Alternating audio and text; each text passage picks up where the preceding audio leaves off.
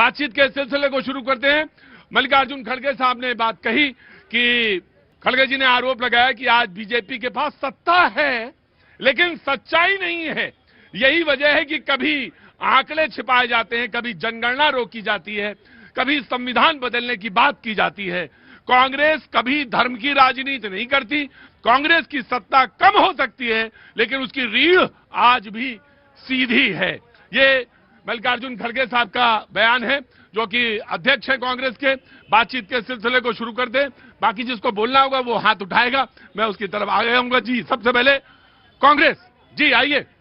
बिल्कुल सही कहा खड़गे साहब ने कि हमारी रीढ़ की हड्डी जो है वो बिल्कुल सीधी है। हम कभी भी धर्म की राजनीति नहीं करते, हम कभी मंदिर मस्जिद की राजनीति नहीं करते। हम सत्य के साथ खड़े हो सकते हैं और सत्य को परेशान किया जा सकता है लेकिन सत्य कभी पराजित नहीं किया जा सकता। ऐसा इसलिए कह रही हूँ कि चाहे उन्नाव की बेटी हो चाहे अरावली हो, किस तरीके से इस सत्ताधारी दलों को झुकना पड़ गया है। क्यों झुकना पड़ा? लगातार आप देखिए कि सड़कों पर जब लोग आए और जागरूक नागरिक आए तो किस तरीके से सुप्रीम कोर्ट को डिसीजन लेना पड़ा। न्याय की गूंज उठी। इसीलिए हम कहते हैं सत्य में जयते, सत्य की हमेशा जीत होती है। राइट, टेक योर पॉइंट जी। बीजेपी रुको, मैं आराम से बैठो, मैं आता हूँ। बिल्कुल। अरे आप तो कोई कवित्री हैं क्या? हाँ, मैं आया। कवि लोग आजकल पहचान में जल्दी आते हैं।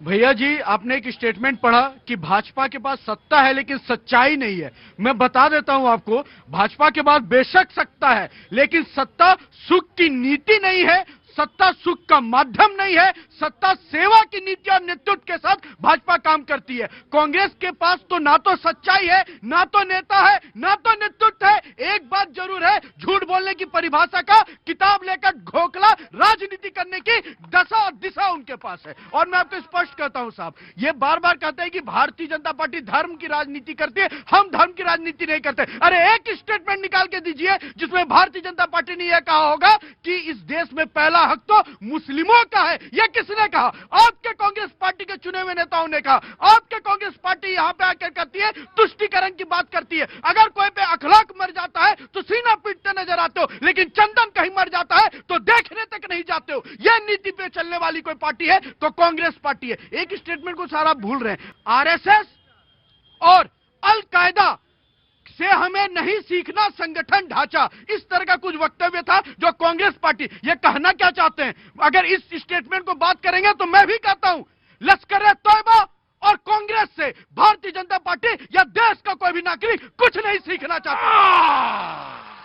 ऑफ कोर्स ये आपने बिल्कुल सही बात कही कि मैं दूसरे स्टेप में बिल्कुल वहीं पे मैं आता हूं, लेकिन इन्होंने जो बात कही गई राष्ट्रीय स्वयंसेवक संघ के जिनके 100 साल पूरे हुए, जिनका शताब्दी सब आइए नहीं, अभी कान के नीचे बजाइए तो हो जाएगा 2 मिनट के अंदर।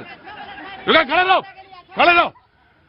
ये 100 वर्ष पूरे कर रहे हैं, उसके ऊपर ये स्टेटमेंट था वहां पे। और वो बात शुरू हुई दिग्विजय सिंह के बयान के बाद से। उन्होंने कहा कि अगर सांगठनिक ताकत कहीं देखनी है तो वहां देखनी चाहिए। वो एक फोटो का जिक्र कर रहे थे जिसमें आडवाणी जी बैठे हुए हैं और उनके चरणों में तब के प्रधानमंत्री मोदी जी जमीन में बैठे हुए थे। जी योर रिप्लाई। देखिए, बांग्लादेशियों की चिंता करेंगे लेकिन हरिओम वाल्मीकि की चिंता नहीं करेंगे, एंजल चकमा की चिंता नहीं करेंगे, क्योंकि इनको भारतीयों की चिंता नहीं है। इनको ये पता है, इनको इस बात की चिंता है कि बांग्लादेश में क्या हो रहा है। अरे साहब, जिस सत्ता को बिठाया है, जिस जनता ने आपको कुर्सी पे बैठाया है, आप उसके नागरिकों की चिंता करिए, उनकी चिंता नहीं है। और बार बार कहते हैं आप तो गोडसे को मानने वाले लोग हैं, हम गांधी के विचार को मानने वाले, और विचारधाराएं कभी नहीं मरती। इसीलिए हम बार बार कह रहे हैं कि कहते रहिए। आप बताइए, उन्नाव पीड़िता के साथ खड़े हैं ये लोग? नहीं खड़े। ये मैं आपको कल की बात बताती हूँ। कलम जंतर मंतर पे थे, इनके यहाँ से एक महिला आई और बोली कि मैं कुलदीप सेंगर का समर्थन करती हूँ। कितनी बड़ी विडंबना है कि एक महिला होकर वो महिला के साथ नहीं खड़ी, और वो किसके साथ खड़ी है? कुलदीप सेंगर के साथ, क्योंकि इनके नेता इनके यहाँ से आई महिला, यहाँ से आई है। बरखा इनकी है, इनकी तो कार्यकर्ता है। ये ऑन करते हैं।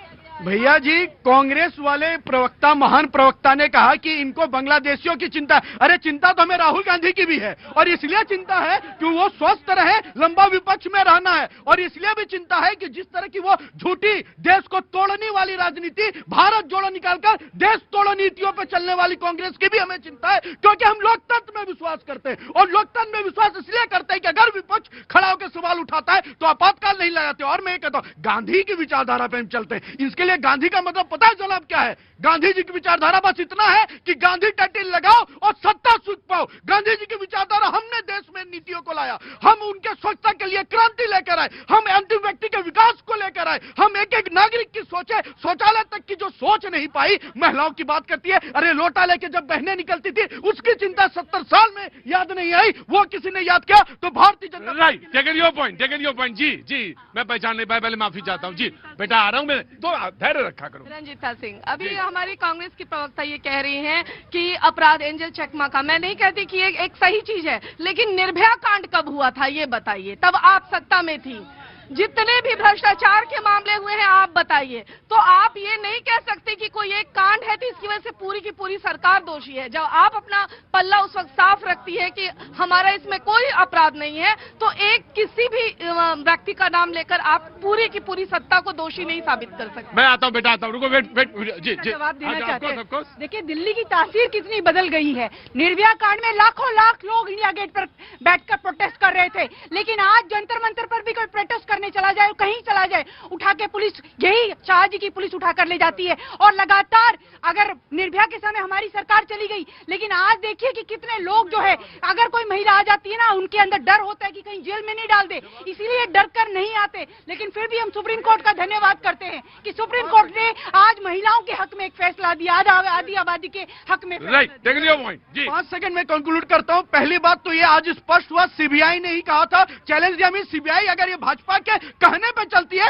मीन भाजपा तो चाह रही थी ना सुप्रीम कोर्ट में सुनवाई हो, तब तो मान लीजिए। दूसरी बात ये कहते दिल्ली की सड़कों पे लोग अब नहीं नजर आते, अरे इट मीन्स सरकार पे विश्वास करते हैं कि गलत हुआ है तो ये सरकार निष्पक्ष रूप से साफ करेगी। और आपके समय में ना सरकार पे विश्वास था, इसीलिए लोग सड़कों पे थे और आपको उखाड़ फेंका था। Right, take your point. Samajwadi Party, ji आइए। जब जब रायशुमारी करनी पड़ती है, जब रायशुमारी करनी पड़ती है, हाँ क्या क्या कारगुजारी करनी पड़ती है, हाँ खादी से समझौता करना पड़ता है हाँ। और गांधी से गद्दारी करनी पड़ती है। बहरहाल मैं अंतिम लाइन माफ चाहूंगा। अंतिम एक मिनट मैं मुझे कहने दिए, मेरा भी दायित्व है। गांधी देश के राष्ट्रपिता हैं, बापू हैं, और ये जो और रहे हैं और रहेंगे। मैं तुमने जो बोला, मैं तुम्हारी बात से बिल्कुल। क्या नाम है बेटा तुम्हारा? दुर्गेश झा रहे हैं और रहेंगे।